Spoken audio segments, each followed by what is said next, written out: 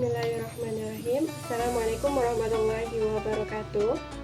Saya Zahra Apriasari dengan NIM 2314010164.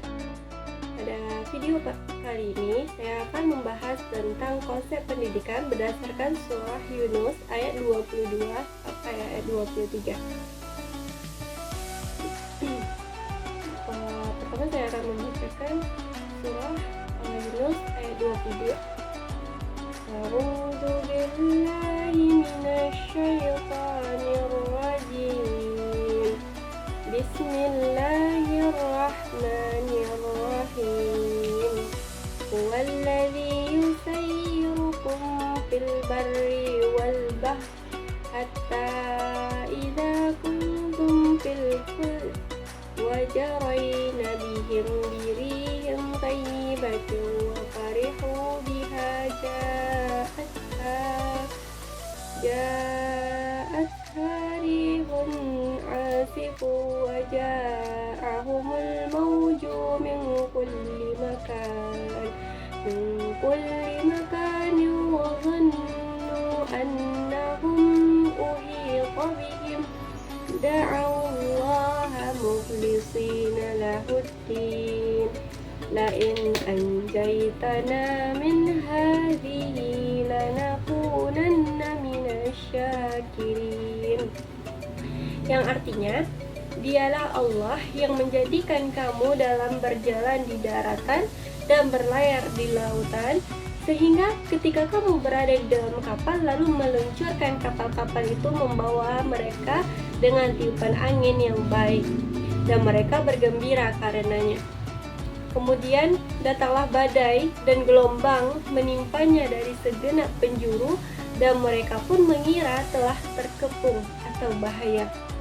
Maka mereka berdoa dengan mengikhlaskan ketaatan kepadanya seraya berkata, sekiranya engkau menyelamatkan kami dari bahaya ini, pasti kami termasuk orang-orang yang bersyukur. Nah, di ayat 22 ini saya mengambil dari tafsir Al-Misbah atau dari Quraisy Shihab, di mana dia menjelaskan bahwa Allah itu dia menunjukkan kekuasaannya dengan memberikan kemampuan bagi manusia untuk berlayar di darat maupun di laut. Nah, ketika berjalan dengan baik berkat angin yang menyenangkan. Nah, kemudian manusia dia merasa aman dan nyaman.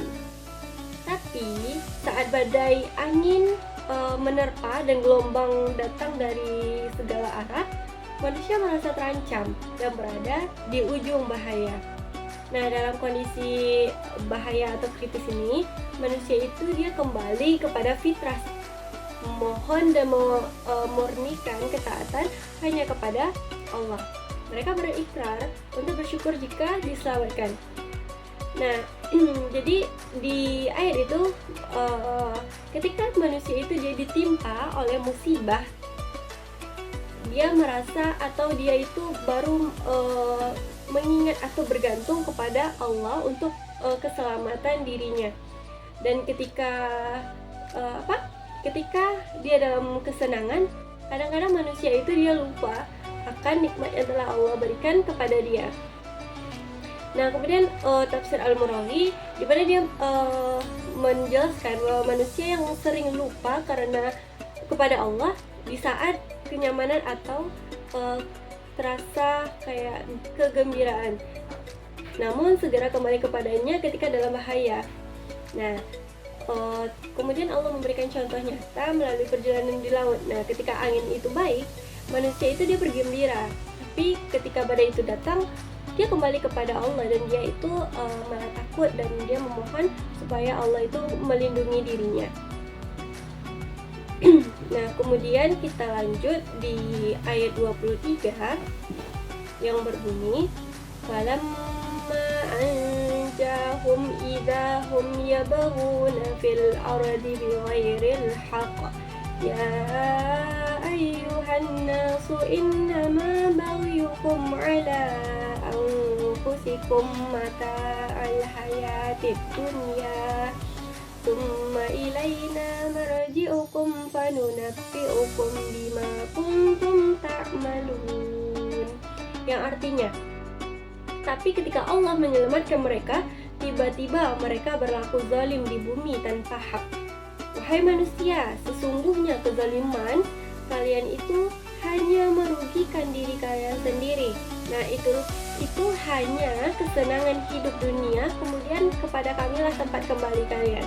Lalu kami akan memberitakan kepada kalian apa yang telah kalian kerjakan. Nah, di ayat 23 ini, menurut tafsir Al-Misbah, dia menjelaskan bahwa ayat ini dia menggambarkan karakter manusia atau sifat manusia yang cenderung lebih lupa terhadap nikmat dan janji yang telah diucapkan kepada Allah saat kesulitan.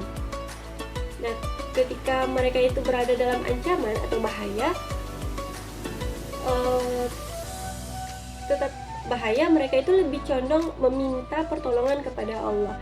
Dan tapi ketika Allah menyelamatkan mereka, mereka kembali lagi melakukan kezaliman di bumi. Begitu seterusnya. Setelah dia melakukan, kemudian dia tobat, kemudian dia melakukan kembali apa yang telah dilakukannya. Nah, menurut Al-Murawi di sini dia menjelaskan bahwa manusia ini dia seringkali melupakan komitmen atau janji dia kepada Allah setelah merasa aman dan nyaman. Nah, di sini Allah memberi nasihat atau memperingatkan bahwa kezaliman yang dia lakukan itu tidak hanya berdampak pada orang lain, tetapi dia juga merugikan diri dia sendiri. Kemudian kesenangan hidup di dunia ini hanya sementara, dan hakikatnya hidup yang sesungguhnya itu adalah di akhirat. Jadi kita di dunia ini adalah untuk mengumpulkan supaya di akhirat nanti kita mendapatkan kesenangan yang abadi. Nah, kemudian di ayat ini dia juga menyebutkan bahwa konsep pendidikan dia menegaskan bahwa manusia itu dia seringkali tidak konsisten dalam bersyukur dan menjaga komitmen kepada Allah. Kemudian ayat ini dia memberikan pelajaran terkait dengan pembentukan karakter manusia. Yang pertama itu pentingnya menanamkan nilai integritas dan konsistensi moral dalam setiap tindakan. Kemudian yang kedua itu, pendidikan itu harus ditanamkan pemahaman bahwa setiap tindakan memiliki dampak atau konsekuensi terhadap dirinya, baik itu di dunia maupun di akhirat.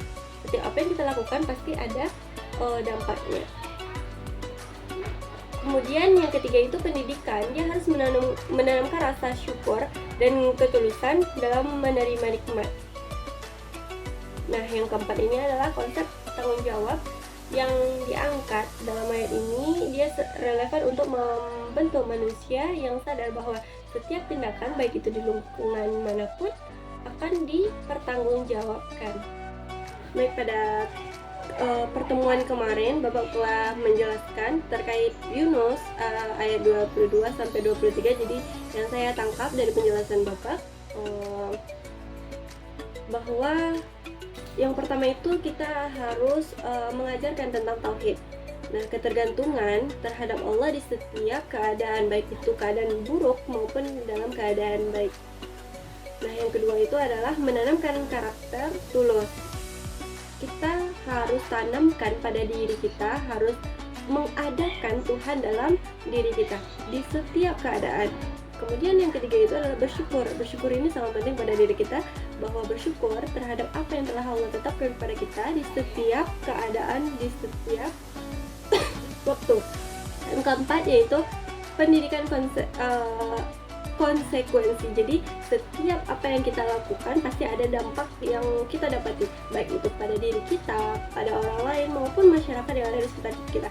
Maka dari itu lakukanlah sesuai ajaran-ajaran yang telah ditetapkan oleh ajaran Islam yang sesuai dengan Al-Quran dan Sunnah, supaya kita berdampak positif pada diri kita dan kepada orang lain.